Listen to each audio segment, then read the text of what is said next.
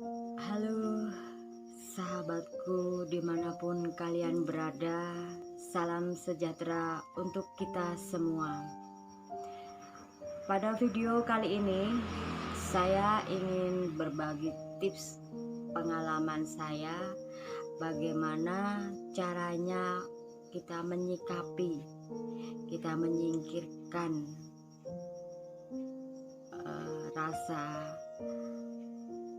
sakit hati dan kecewa di saat kita diperlakukan buruk dan tidak adil sama orang yang baru kita kenal.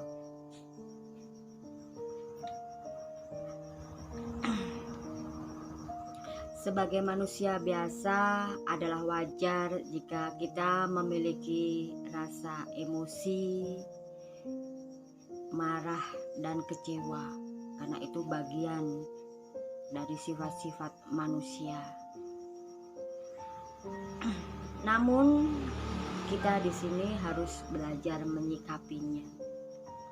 Janganlah kita membuang-buang energi atau merusak rasa kita dari racun-racun tersebut. Ada kalanya kita merasa tidak adil. Kita merasa sudah berbuat baik kepada orang lain, namun kenapa orang lain itu memperlakukan kita dengan buruk dan tidak adil? Ya, padahal sebelumnya kita tidak kenal orang tersebut. Tapi inilah kehidupan di mana kita harus selalu bertemu dengan orang-orang yang akan memberi makna hidup kita. Hidup ini adalah belajar bijaksana dan belajar bersikap dewasa. Saya menyarankan, ini pengalaman saya ya, semoga ini bermanfaat untuk kalian semua. Di saat kita bertemu orang baru, kita selalu akan berprasangka baik, dan itu harus wajib. Kita harus selalu berprasangka baik kepada orang yang baru kita kenal. Meskipun dia punya kepribadian mungkin tanda kutip kurang baik di luar, tapi itu masalah dia. Kita harus menyikapinya dengan cerdas dan bijaksana. Tetap kedepankan prasangka baik, pikiran baik kepada orang yang baru kita kenal. Begini ya, kadang kita bertemu dengan orang yang kita anggap baik, cerdas, dan bijaksana. Tapi di luar ekspektasi kita, ternyata orang itu tidak sebaik yang kita pikirkan.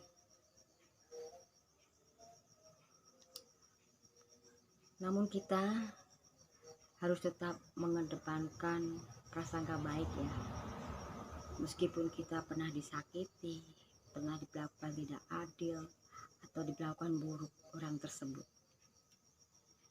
Jadikan itu pelajaran agar kita menjadi naik kelas, menjadi manusia yang lebih bermartabat. Berterima kasihlah kepada orang yang telah memperlakukan kita dengan buruk, dengan tidak adil. Karena apa? Karena dia telah memberi kita kebebasan dari belenggu tanggung jawab dan peduli. Contohnya begini, jika ada orang berbuat baik kepada kita, saat itu juga kita akan dituntut untuk membalas kebaikannya dengan menjaga tutur kata kita, sikap kita, dan perbuatan kita, tindakan kita, agar tidak mengecewakan atau menyakitinya. Tetapi jika ada orang lain yang memperlakukan kita dengan tidak baik, dengan buruk dan tidak adil, disitulah kita bebas dari keterikatan dan beban moral. Kita tidak usah peduli lagi, dan kita tidak dituntut untuk selalu menjaga perasaannya agar dia tidak marah, kecewa, dan sakit hati. Di sini sebenarnya cara menyikapinya sederhana. Gantilah kacamata kita. Pakailah kacamata yang baik dan positif. Jangan pakai kacamata yang negatif. Karena kalau kita memakai kacamata dari sudut pandang yang positif, kita tidak akan pernah berpikir atau menilai atau melihat orang itu akan memperlakukan kita dengan buruk.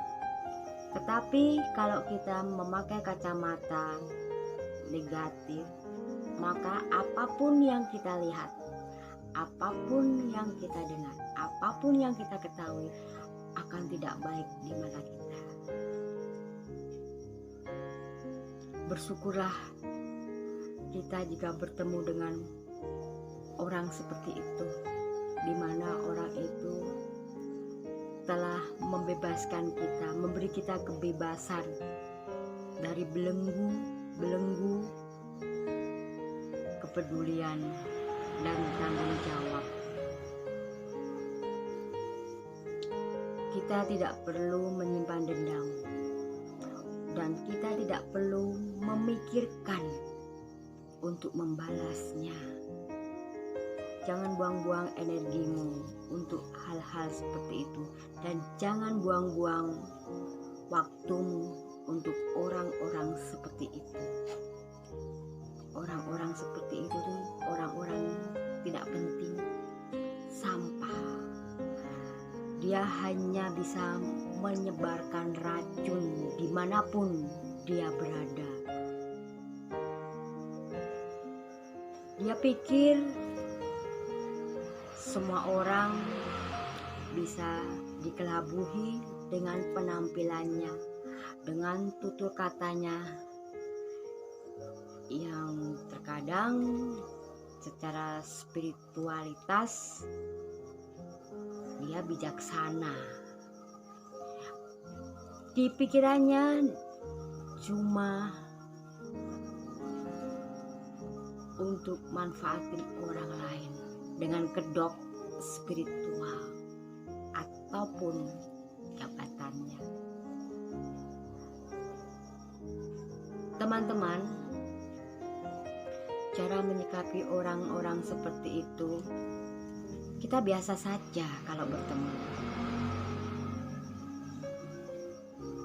Janganlah kita berpikir untuk membalas perbuatannya kepada kita. Kalau kita membalas perbuatannya kepada kita, berarti kita tidak ada bedanya dong dengan orang tersebut. Berarti kita sama-sama berkepribadian buruk. Kita nggak mau kan menjadi orang-orang seperti itu. Jadi kita jangan bersikap seperti itu, biasa saja. Tetaplah jadi diri sendiri.